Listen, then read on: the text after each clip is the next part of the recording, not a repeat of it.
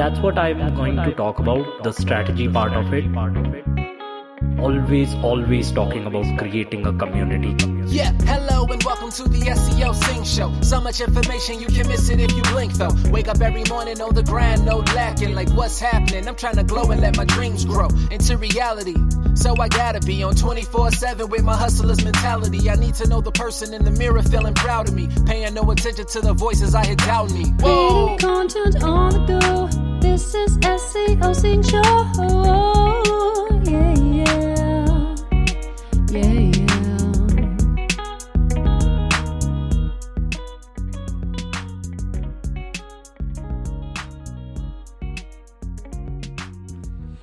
Hey guys, welcome back to the show. So today I'm gonna have something really amazing for you guys. So I came across this platform called Postpace. Okay, and I am a big lover of SaaS tools when it comes to into the SEO market. And whenever there is content brief tool, you have to trust me on this. I go deep into the research. I have gone deep into Market Muse. I have lifetime membership of the same. I have membership of Keyword Surfer. I have tried Phrase. I have tried all the competitor in similar kind of things, because I am very specific about the guidelines and content briefs. So my content writers, if you ask them, I'm so specific about my content that I go ahead and create the brief, and sometimes I make sure that it takes like 1 week for them to write just one piece of article if I'm trying to create like a pillar post or something really amazing. And I came across this tool, and I have never done this, but just by seeing a trailer of this tool, I purchased a lifetime membership of the tool. So I came across this tool called Postpace, and I was like, okay, I need to find the owner of this tool. Why is it not so famous in my market right now? And I need to interview him on my podcast. So I present to you Muntasir, and welcome to the podcast, Muntasir. Thank you for having me. Thank you for doing this. So before we get into the tool, I was just talking to you and I heard some amazing, interesting stories, how you started. So tell us, like, you started from Bangladesh, how you ended up with this tool. Tell us the whole story in detail. So it all began back in 2010 when I was in university. Okay. And it was the very earliest day of software as a service. The company like HubSpot and others were just beginning at that time. So me and my co-founder, which is also a very long-term friend, we decided to go for a SaaS company. We wanted to build a SaaS company. We had this idea about video editing software, which will be a SaaS. It wasn't very common back then, but if we look around, there are a lot of very good tools you can use to edit your software, edit your videos online. So we built the tool. We launched it in Working Forum. It was the internet marketing forum. So we launched our first version there to test the market, and we get great feedbacks and all. And we acquired around 400 customers on a monthly plan. But what happened later is our payment processor got suspended because it wasn't ours. We were borrowing it from one of our relatives who lives in USA. So we were doing that because there was no international payment processor like Stripe, PayPal that supports Bangladesh. And that instantly killed our company, our first software as a service company. That's like very sad because of the country's limitation. You created something great, and just because of the country limitation, and I tell this, to be very honest, I tell this all the people in my industry. I was just talking to someone day before yesterday, and they were asking me, why can't I hire like intern from Pakistan, this and that. And I was like, the major issue will be, how will you pay them? They will have to create a Fiverr account just to take payments from you, and there will be a huge transaction. And then I was explaining them, and I told them that if there was a clear payment gateway in Bangladesh, in Nepal, in Pakistan, and all, you won't see India's handicraft business, leather business going that much, because I have seen the quality of the products of Pakistan. I have got samples from different handicraft products and all from Pakistan. They were so much of better quality, and the product cost over here is like $20, but being sold in US for $200-$400. And I was like, the only limitation is payment gateway. That's crazy. Yes, it's actually sad and quite pathetic in terms of a payment gateway, because that's the only obstacle these countries and this region have for going actually in the upmarket like US and Europe. So like you said, the handicraft market, there is this NGO in Bangladesh, which is called BRAC, which is one of the largest NGO in Bangladesh, and they're solely focused on handicrafts product, but they don't sell it online because there is no payment gateway to sell their product to the internationally. So they have like small kiosk in every large cities in the world to sell their handicrafts. So it shows how one small obstacle can change your whole supply chain. That's crazy. That's crazy. And that's why like Bitcoin is on the rise, because there shouldn't be a bank or government between two people. And that's why this cryptocurrency and blockchain technology is on the rise, because I'm pretty sure once there are no limitations to crypto and Bitcoin, all the people in Bangladesh and other places, once it's safer to use for everyone, like with Bitcoin, they can definitely do that kind of transaction. It's just the trust they have to build that the transaction was safe. And soon enough, like crypto will be on the rise because of such governments. Yes, of course. Yeah. Okay, so how you tackled this biggest problem? So after the failure of our first software as a service tool, we decided to move out, which every other logical startups do in Bangladesh. When they have some proof of concept, they go and register a company in Hong Kong or Singapore, mostly in Singapore, because there was no Stripe Atlas back then. So the only option back in those days was to move to Singapore. And we didn't have that large operation to start a company in Singapore, so I moved to Malaysia to start my master's and also to run our business from there. So and we had our first problem of payment processing sorted with that relocation. And later, after 2 years, we saw this opportunity in France, which was a global competition, pitching competition arranged by the French government, which was targeted for early stage startups to relocate to France, and they would provide you some fund and 1 year of incubation. The program name was French Tech Ticket. So we applied. I was in Malaysia back then. We applied from there, and we got selected out of 1,500 applicants. 20 company make it to the final list, and we were one of them.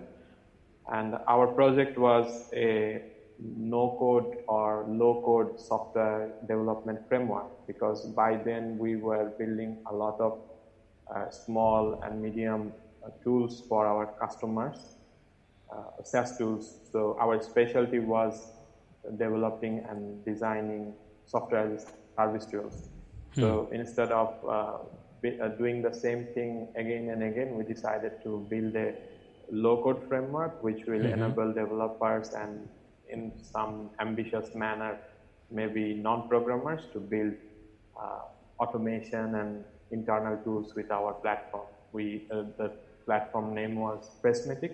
So that was our project in France, which started in 2016. And still that is one of the backbone of everything we do in our startup with Postpace and all. So how you came up with the idea of Postpace? Like, why Postpace?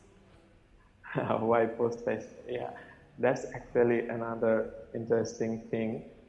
I look after the business side of the company, and also I try to be a product manager. So there is a combination of some technical knowledge and marketing knowledge in my portfolio. And I'm also a very big believer of automation. So whenever I have a long manual process, I go to my co-founder and my team and ask them, can you write a script to automate this? So that's how Postpace started. We were doing a lot of content marketing in our previous companies, and there was always this one step which cannot be automated, which was very boring, specifically the topic research. You go to Google, you search for a keyword, you look after your competing contents and everything, you take notes and later analyze. So I asked my development team to write a very basic script to automate this whole process, and they did it. And that was the first version of Postpace. It was an internal tool, and it massively boosted our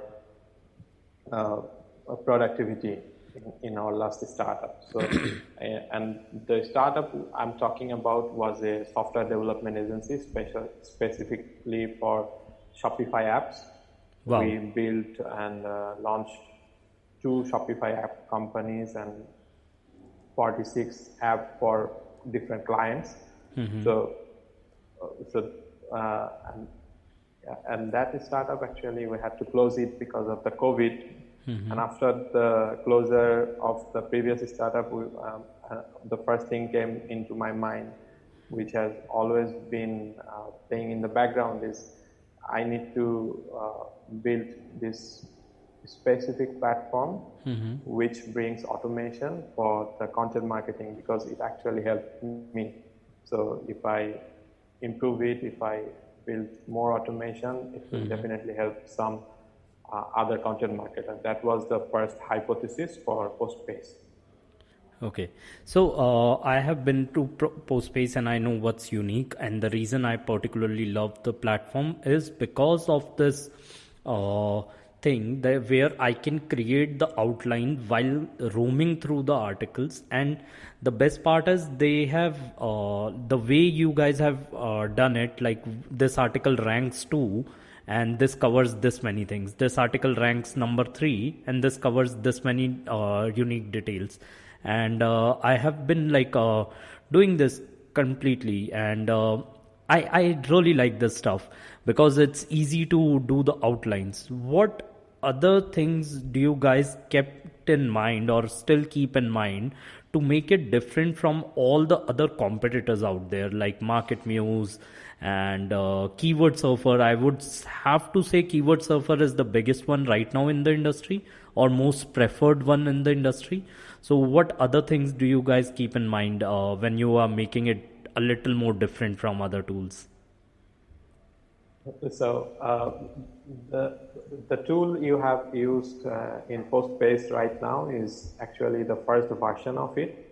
So we started working on it last year during May. So, and we released it in November, at the end of the November during Black Friday weekend. So in the first version, we focused only on the automation. Like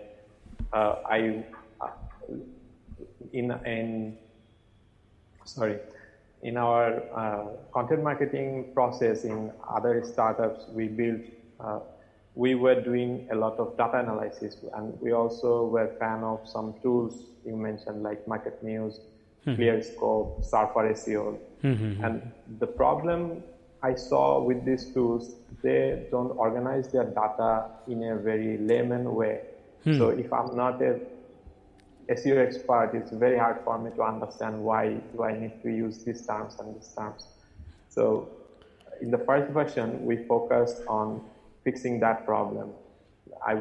We wanted to build something that can be used by anyone with just a basic computing skill. You don't need to be an SEO expert to understand what your competitor have written and what you need to cover. So that's the first version. And in future, to compete with these tools, these are really mature and amazing tools with great engineers behind.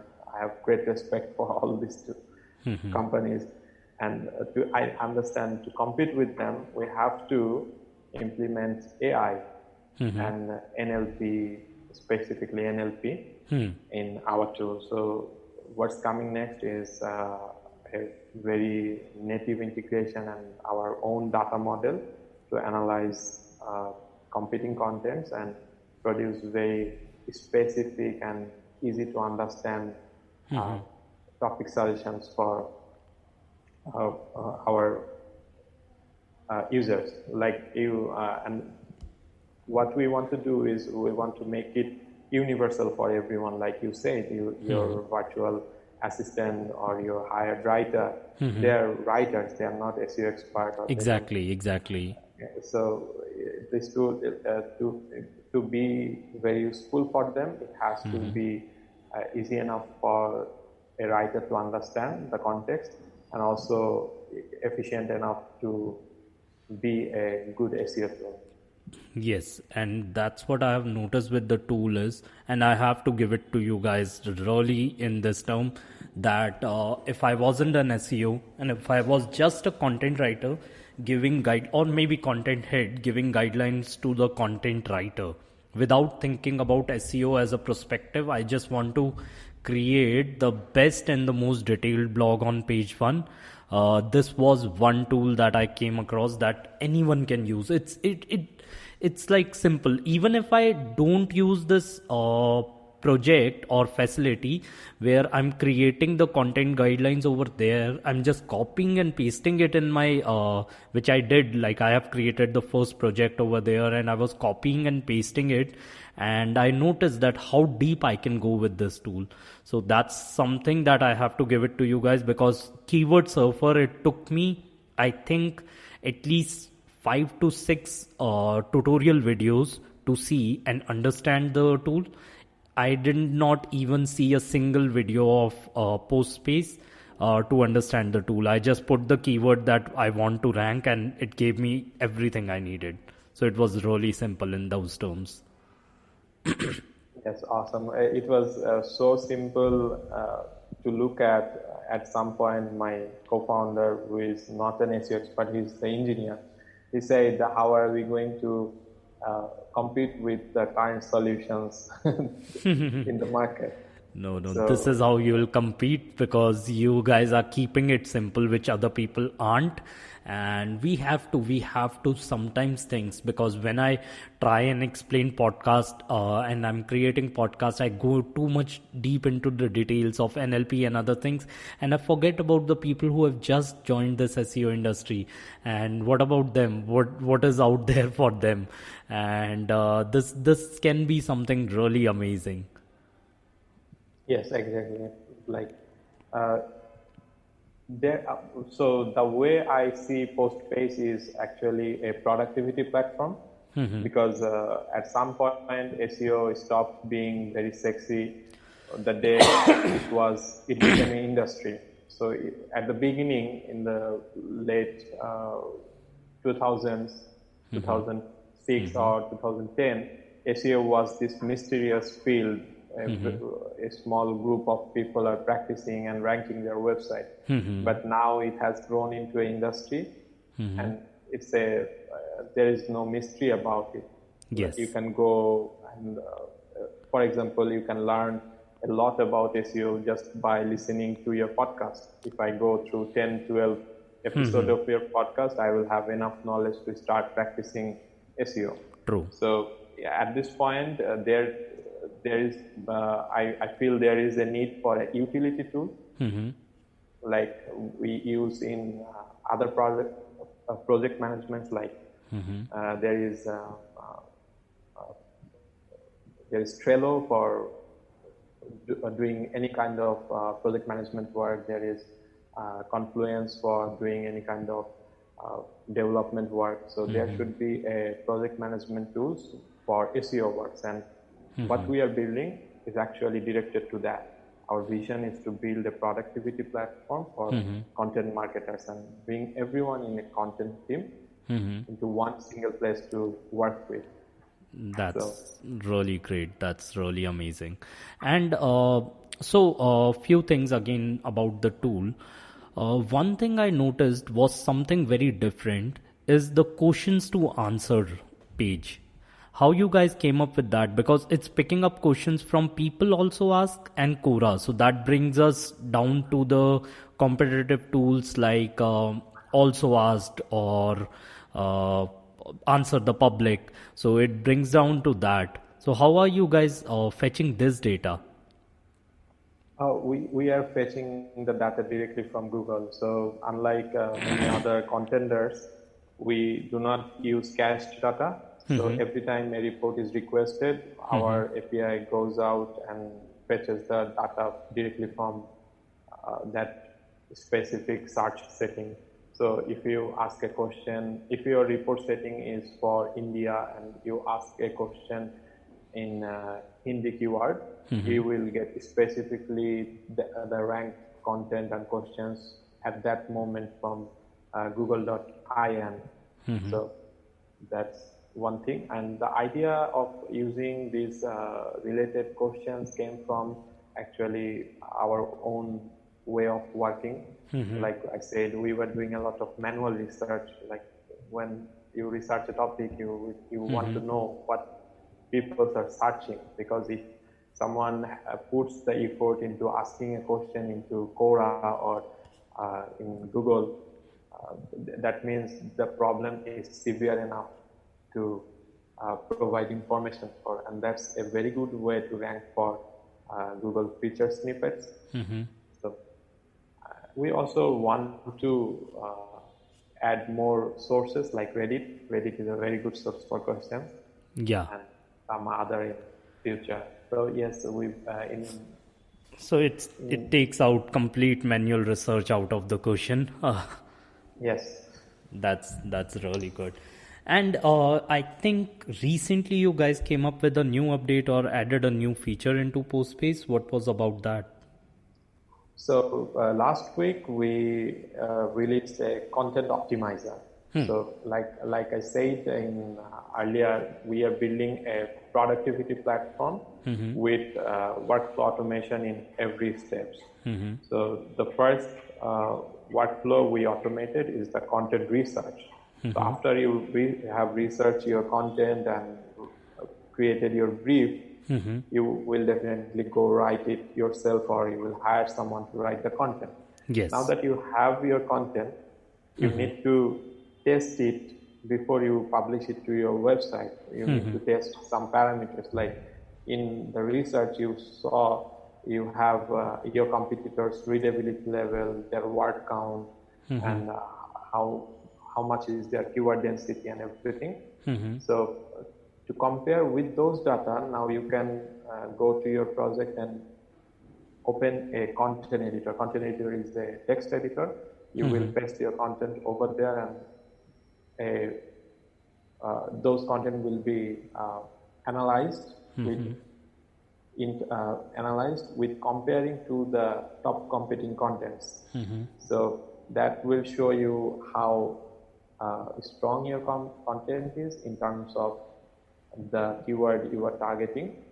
So that will give you a very good overview of the things you need to improve before publishing. Like if you haven't used a keyword many times, like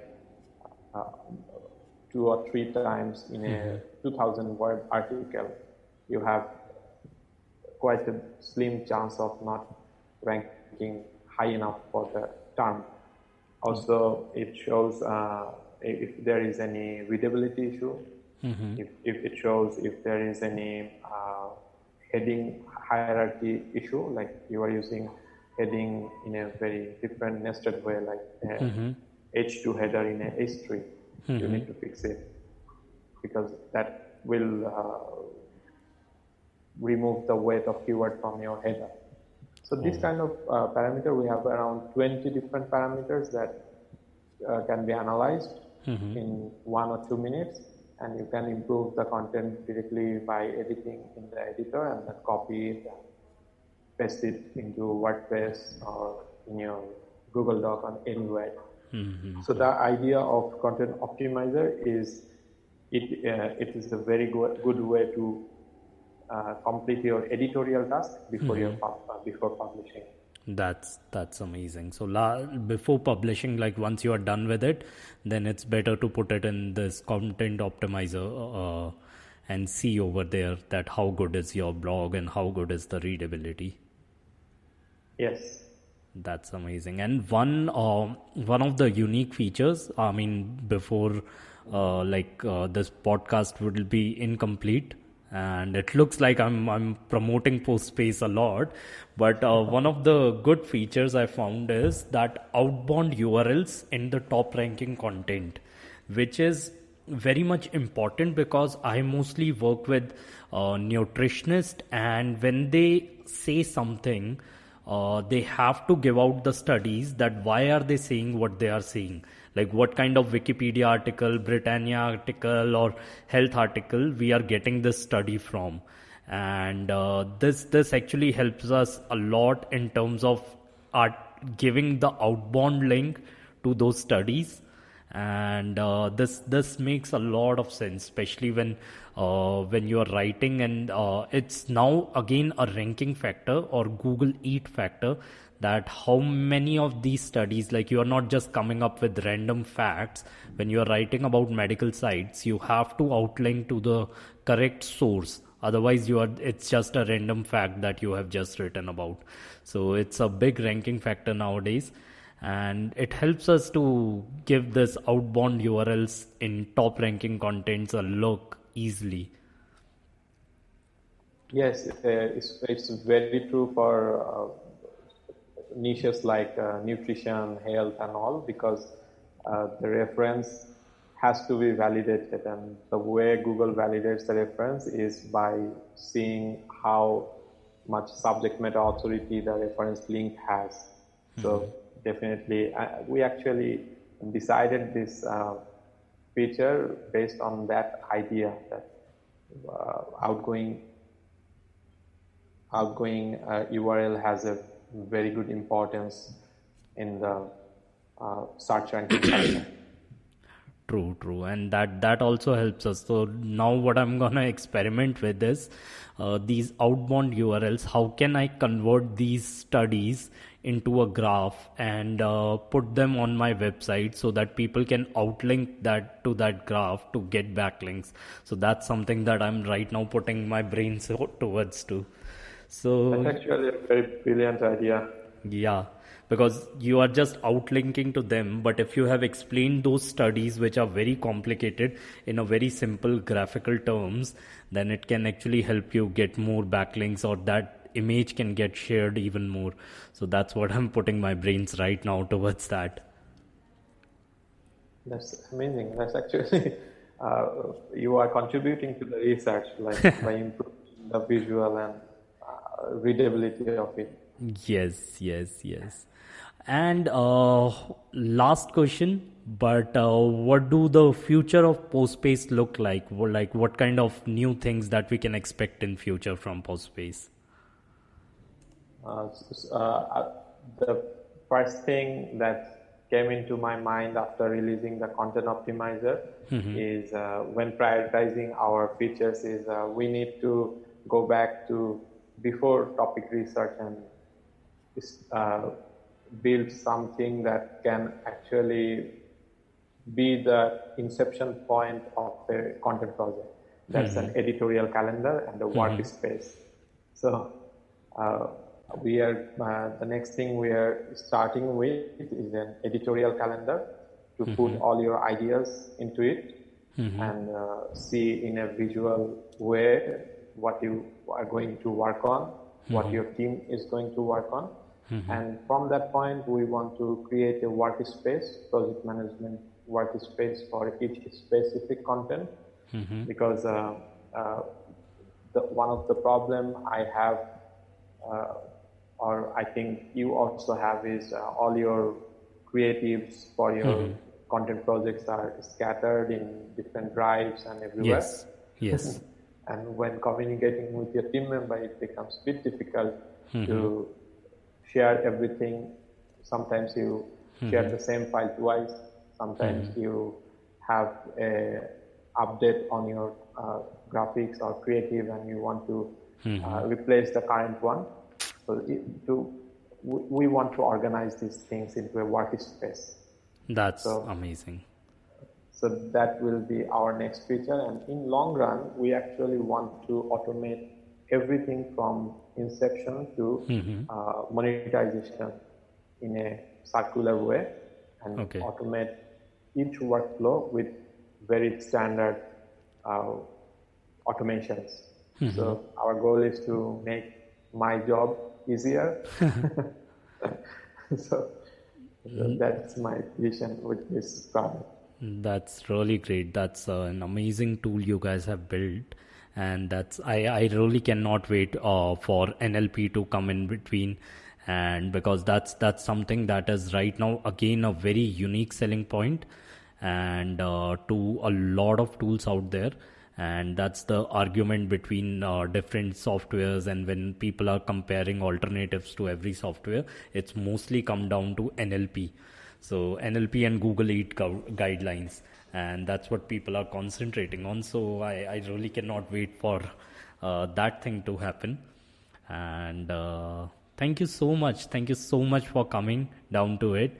And let me know where users can find. Obviously I will link postpace.com into it. Where else do you want me to link? Thank you for having me. This is actually my first podcast. I really enjoyed it, and we only have one landing page right now, which is postpace.com. And users and the listeners can also look for our Facebook group, which is called Postpacers. In Facebook, and we welcome everyone there, users and or future users, anyone can join the group and discuss about our tool, give feedback and everything. That's all. That's amazing. And thank you so much guys for listening to this. I really want you to go ahead and check this new crazy software out there, which is very underrated. Do talk to people about it. This will help such startups to come up even more in the market, and I really love the competitive prices of it, so I really want you to check that out as well. And you can always reach Muntasir directly as well if you have any queries. So go ahead and follow him maybe on LinkedIn. LinkedIn is a good place to go. Yes, of course. So you can get connected with him as well.